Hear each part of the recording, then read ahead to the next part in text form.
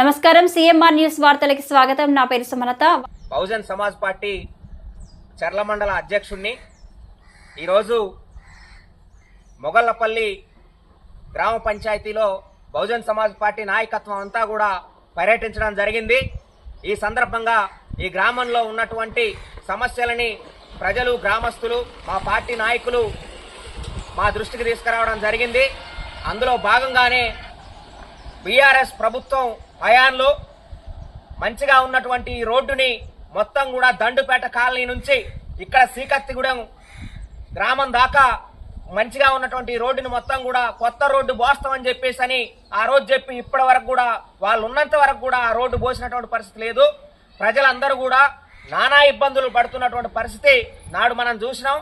కానీ గతంలో ఇప్పుడు జరిగినటువంటి ఎన్నికల్లో కాంగ్రెస్ నాయకులు ఎన్నికల్లో గెలిస్తే ఈ రోడ్డు పోస్తామని చెప్పేసి హామీలు ఇవ్వడం జరిగింది. ఎన్నికలు అయిపోయినాయి, ఎమ్మెల్యే గెలిచారు. ఇప్పుడు ఆ ఎమ్మెల్యే పరిపాలనలో భాగంగా ఉన్నాడు.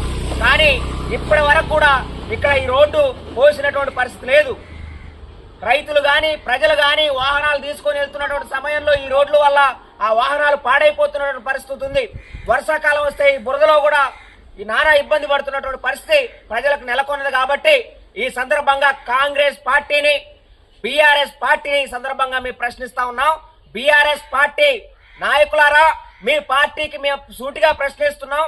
ఈ రోడ్డును పాడు చేసేటువంటి హక్కు మీకు ఎవరిచ్చారని చెప్పేసి ఈ సందర్భంగా బీఆర్ఎస్ ని మేము సూటిగా ప్రశ్నిస్తున్నాం. కాంగ్రెస్ పార్టీ ఎమ్మెల్యే తెల్ల వెంకట్రావు గారికి కూడా ఈ సందర్భంగా మేము సూటిగా ప్రశ్నిస్తున్నాం. ఎన్నికల్లో నువ్వు హామీ ఇచ్చినటువంటి ఈ రోడ్డు ఇప్పటి వరకు కూడా తట్ట ఇసుకపోయినటువంటి పరిస్థితి ఉంది.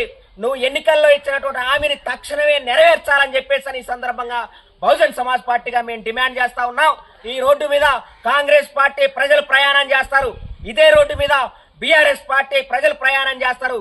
అందరూ కూడా ఇబ్బందులు పడతా ఉన్నారు. కాంగ్రెస్ పార్టీ కార్యకర్తలకి, నాయకులారా, ఇవాళ మీకు ఈ రోడ్డు బోపించాలనేటువంటి ఆలోచన ఎందుకు రావడం లేదు? మీ పార్టీ నాయకుల మీద మీరు ఎందుకు ఒత్తిడి తీసుకురావట్లేదని మేము ప్రశ్నిస్తా ఉన్నాం.